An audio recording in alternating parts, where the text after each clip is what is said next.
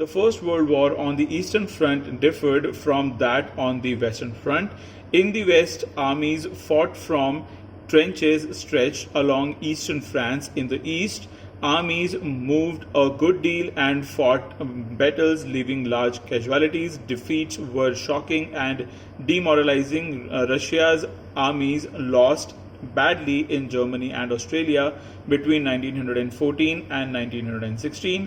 There were over 7 million casualties by 1917. इसे समझने के लिए पहले आपको पता होना चाहिए कि कौन सी लोकेशन जो है वो कहाँ पे थी या फिर कौन सी पार कहाँ पे लाई कर रही थी। तो सबसे पहले अगर हम बात करते हैं सेंट्रल पार की, सेंट्रल पार कौन सी थी? Germany, Austria, then we have Hungary, Hungary के बाद Bulgaria and then we have Turkey. ठीक है, सो यहाँ पे जो बीच में जो लिंक टूटता है वो टूटता है रोमानिया से। ठीक है, यानी कि ये वाला एरिया जर्मनी, ऑस्ट्रिया, देन इसके बाद हंगेरी, देन रोमानिया जो है ये काफी टाइम तक न्यूट्रल रहा था, लेकिन बाद में ये रशिया के साथ मिल गया था। ठीक है, अब आप लोग वंडर कर रहे होंगे कि जो यूक्रेन है वो भी तो है बीच में। यूक्रेन जो है वो पहले रशिया का पार्ट होता था, यूक्रेन को इंडिपेंडेंट हुए अभी बहुत कम टाइम हुआ है एंड यूक्रेन जो है वो रशिया से इंडिपेंडेंट हुआ है। ओके, तो यहां पे हमारे पास सेंट्रल पावर में कौन कौन है? Germany, Austria, Hungary, Bulgaria and then Turkey. ठीक है, ये भी बाद में आए थे। और अगर हम बात करते हैं अलाइड पावर्स के बारे में, तो वो कौन थे? वो थे United Kingdom, France and Russia and then in later stages Romania. Okay, तो हुआ क्या था वर्ल्ड वॉर में? वर्ल्ड वॉर में ये हुआ कि जर्मनी का जो ईस्ट साइड था वो तो काफी पावरफुल रहा। ठीक है, लेकिन जर्मनी का जो वेस्ट साइड था वो काफी वीक रहा। तो ऐसे में क्या हुआ कि जो रशियंस हैं वो बहुत बुरी तरीके से हारे। ठीक है, वर्ल्ड वॉर 1 में रशियंस जो हैं वो बहुत बुरी तरीके से हारे, लेकिन यहां पे इस साइड ने यानी कि यूनाइटेड किंगडम ने एंड फ्रांस ने जर्मनी को इसके वेस्टर्न पार्ट से बहुत हराया। ठीक है, इसीलिए अभी जो पैराग्राफ है उसमें आपको लिखा हुआ था कि जो वेस्टर्न कंडीशन थी वो ईस्टर्न कंडीशन से बहुत डिफरेंट थी, क्योंकि जर्मनी अपने वेस्टर्न पार्ट में डोमिनेटिंग था, अपने ईस्टर्न पार्ट में डोमिनेटिंग था, लेकिन जर्मनी जो है वो अपने वेस्टर्न पार्ट से बहुत ज्यादा लूज कर रहा था। और इसी की वजह से रशिया जो है वहां पे बहुत ज्यादा कैजुअलिटीज हुई, रशिया को बहुत ज्यादा डिमोरलाइज होना पड़ा।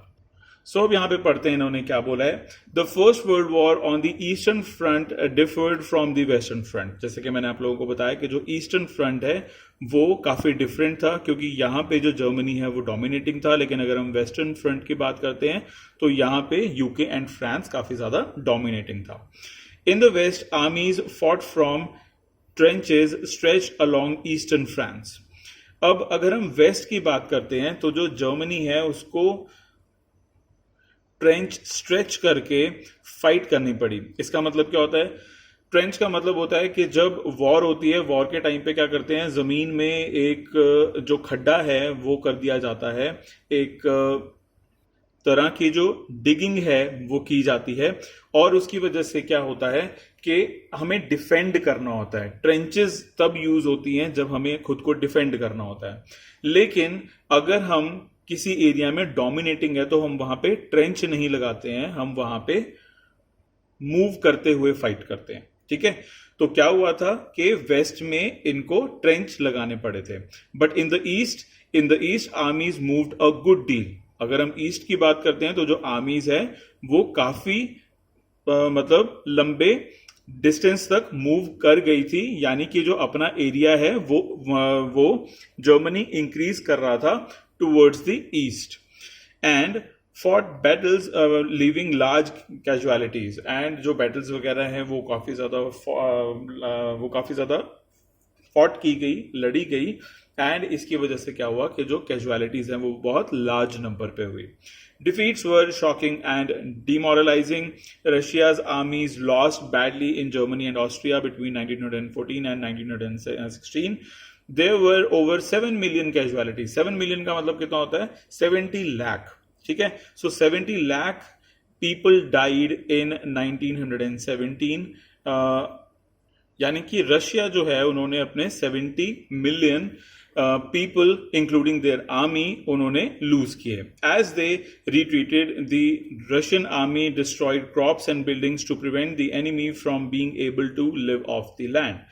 अब हो क्या रहा था कि जैसे जैसे रशियन आर्मी पीछे पीछे आ रही थी, यानी कि अपने कंट्री की तरफ आ रही थी, साथ ही साथ वो क्या कर रहे थे कि वहां पे प्रेजेंट जितनी भी क्रॉप्स हैं, जितनी भी बिल्डिंग्स हैं, उनको डिस्ट्रॉय किए जा रहे थे. यानी कि अपनी ही क्रॉप्स और अपनी ही बिल्डिंग्स को रशिया जो है वो डिस्ट्रॉय करता जा रहा था. वो इसलिए कि ताकि जर्मन्स जब इधर की तरफ आए तो उनको फूड ना मिले, उनको जो फूड है वो खाने को ना मिले और उनको शेल्टर रहने को ना मिले, जिसकी वजह से वो मर जाएं या फिर वो अपनी जो कंट्री है वहां की तरफ चले जाएं.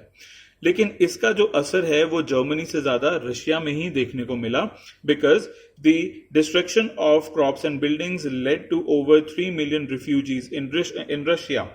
और इसकी वजह से क्या हुआ, क्योंकि वहां पे बिल्डिंग्स को वो डिस्ट्रॉय किए जा रहे थे एंड क्रॉप्स जो है उनको भी वो डिस्ट्रॉय किए जा रहे थे, इस वजह से क्या हुआ कि रशिया मेन कंट्री जो है, यानी कि रशिया का जो इनर वाला पार्ट है, वहां पे 3 मिलियन रिफ्यूजीज आ गए. यानी कि वहां पे 30 लाख लोग आ गए कि आपने हमारी जो जमीनें हैं, आपने हमारी जो क्रॉप्स हैं वो डिस्ट्रॉय कर दिए हैं. Now we need some food, we need some shelter, तो आप हमें प्रोटेक्शन दीजिए. ठीक है, तो इनका भी जो बर्डन है वो जो रशिया की गवर्नमेंट है उस पे आ गया. The situation discredited the government and the Tsar. अब ये जो सिचुएशन थी ये गवर्नमेंट के खिलाफ थी. Soldiers did not wish to fight such a fight. और जो सोल्जर्स हैं वो ऐसी लड़ाई लड़ना ही नहीं चाहते थे जहां पे अपने लोग, अपने क्रॉप्स, अपनी बिल्डिंग्स के लिए उनको कुछ बुरा करना पड़े. The war also had a severe impact on industry. Russia's own industries were few in numbers and the country was cut off from the other supplies of industrial goods by German controls of the Baltic Sea. Industrial equipment disintegrated more rapidly in Russia than elsewhere in Europe. By 1916, railway line began to break down. Able-bodied men were called up to wars. As a result, there were labor shortages and small workshops producing essential were shut down. Large supplies of grain were sent to feed the army.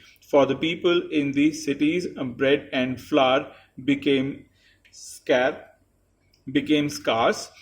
By the winter of 1916, riots at bread shops were common. अब जो यहाँ पे इतनी बड़ी हार हुई थी उसकी वजह से क्या हुआ, उसकी वजह से जो इंडस्ट्रियल डेवलपमेंट जो है जर्मनी की वो काफी ज्यादा कम होने लगी. बहुत सीवियर इम्पैक्ट पड़ा. इम्पैक्ट कुछ इस तरीके का था कि बाल्टिक सी में जर्मन कंट्रोल था और वो क्या करते थे, वो रशिया की तरफ जाने वाला कार्गो या फिर कोई भी इंडस्ट्रियल जो गुड्स होते थे उनको वो कंट्रोल करते थे एंड रशिया तक पहुंचने नहीं देते थे. अब इसकी वजह से क्या हुआ, industrial equipment disintegrated more rapidly in Russia than elsewhere in the Europe. तो रशिया में जो इंडस्ट्रियल इक्विपमेंट है अब वो बहुत बुरे तरीके से गिरने लगे एंड ऐसे में क्या हुआ कि जो रेलवे लाइन है उनको भी ब्रेक डाउन कर दिया गया. जर्मनी जो है वो ये सब कुछ कर रहा था. रेलवेज जो होती हैं वो हमारे इंडस्ट्री की लाइफ लाइन्स होती हैं, तो अगर रेलवे लाइन को तोड़ दिया जाएगा तो इसकी वजह से क्या होगा कि हमारी जो इंडस्ट्रीज हैं वो फ्लरिश नहीं कर पाएंगी. Able bodied man were called up to the war. जो रशिया है उसने कहा कि जितने भी एबल बॉडीड हैं, यानी कि जितने भी ऐसे लोग जो कि बिल्कुल ठीक हैं, जो कि हैंडीकैप नहीं है, वो सारे के सारे वॉर में फाइट करने के लिए आ जाएं.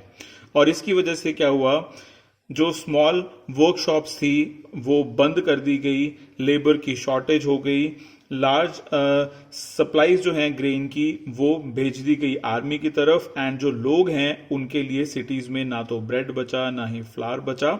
और इसकी वजह से क्या हुआ कि जो ब्रेड शॉप्स हैं वहां पे विंटर ऑफ 1916 में जो राइट्स हैं वो होने बहुत ज्यादा कॉमन हो गए। अब क्योंकि जो फूड है वो आम सिटीजन तक नहीं पहुंच रहा है तो ऑब्वियसली सिटीजन भी जो हैं वो गुस्से में आ ही जाएंगे एंड राइट्स करने लगेंगे। तो अगर मैं आपसे बात करूं कि अगर हम यहां पे डिटेल में ना पढ़ें, अगर हम सिर्फ और सिर्फ यही देखें कि जो रशिया का हाल है वो इस पैराग्राफ में क्या दिखाया गया है, so it is very very bad. जो उनकी सिचुएशन है वो बहुत ज्यादा वीक है, और ऐसे में जो सार है, सार का एम्पायर अब ना बच पाना कंफर्म्ड सा ही लग रहा था। सो स्टूडेंट्स, इस वीडियो में बस इतना ही। नेक्स्ट लेक्चर में हम बात करेंगे द फेब्रुअरी रेवोल्यूशन के बारे में। So that's it for this video students, I will see you in the next one.